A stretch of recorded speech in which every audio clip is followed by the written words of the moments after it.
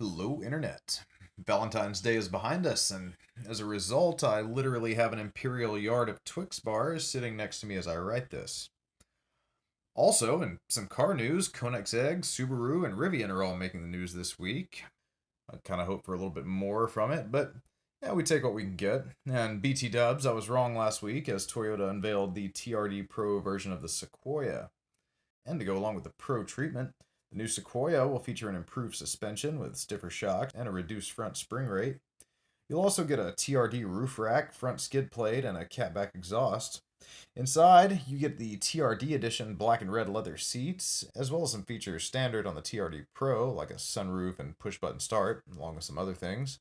And the second row gets captain's chairs, unlike the standard model, though you do lose one total seat, but yeah, it's probably worth it. And the 2020 Sequoia TRD Pro will be available in four colors. But one of those is exclusive to the new TRD Pro, and that is Army Green, so you know which one I'd pick.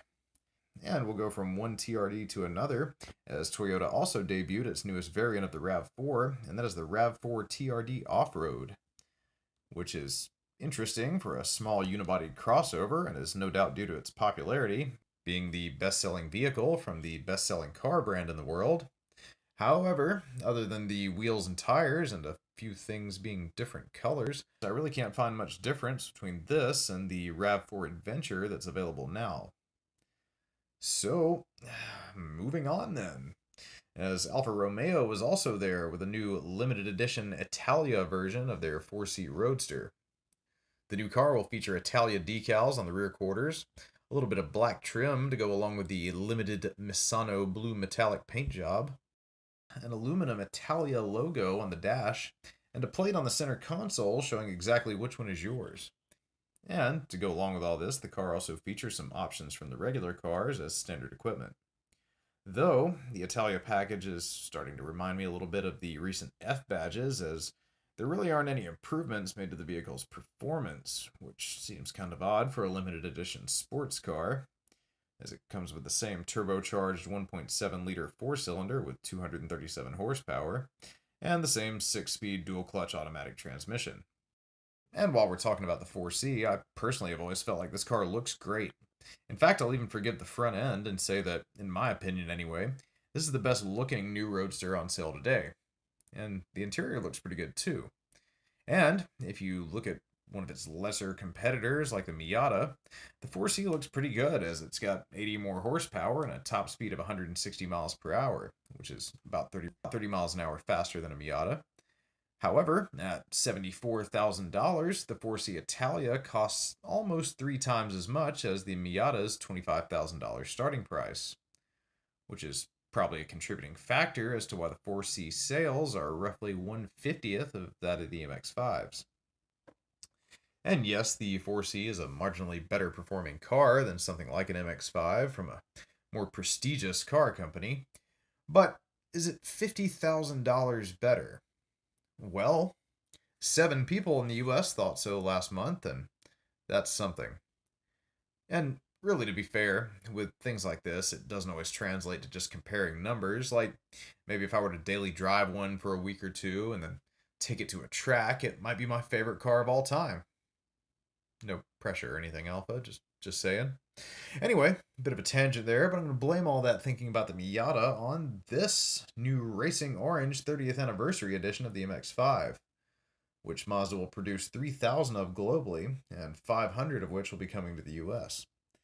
And will be available in the standard cloth top or the retractable fastback, aka the RF variant, with your choice of transmissions.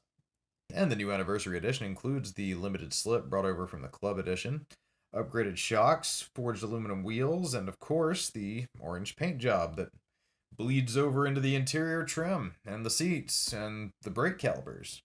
Which, I kind of like it though. And, like all 2019 Miatas, it'll feature a higher redline and a little bit more power as well.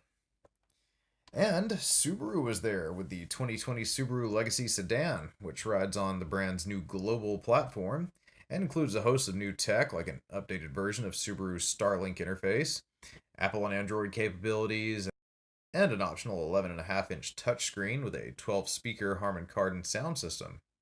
And to go along with this, Subaru also says the new car is more gas efficient, as well as more rigid with a lower center of gravity. However, it is also worth noting that the six-cylinder is no longer available in favor of two four-cylinder options that promise a turbocharger sometime in the future. Oh, and the only transmission available is Subaru's rock-solid CVT, so no worries there. And the 2020 Subaru Legacy will arrive at dealerships in the third quarter of this year. And while we're talking about Subarus, we learned recently that they'll also be at next month's Geneva Motor Show and should be bringing not one but two new hybrid boxer powered cars that the brand is calling e-boxers. E-boxers. E-boxers. So that kind of leaves me wondering if the next generation of STIs are going to be hybrids or not. Well, we'll find out when the show kicks off on March 5th. Also on Friday of this week, Michigan-based EV startup Rivian announced that Amazon has invested some $700 million into the company. And this comes on the heels of an announcement earlier in the week when it reported that Amazon and General Motors were both looking to invest in the company. Though the announcement didn't mention GM, but that doesn't mean that we won't be getting another announcement in a week or so. And also, we know at the end of last year, the company had already collected over $450 million. So, at this rate, those cars that they brought to last year's LA Auto Show are at least looking less and less like vaporware. And in other news, to sum up a much longer-winded story out there, Swedish brand Koenigsegg is looking to go mainstream. But we're not talking Mustang mainstream or even DB9 mainstream, but are at least looking to sell a few thousand models a year.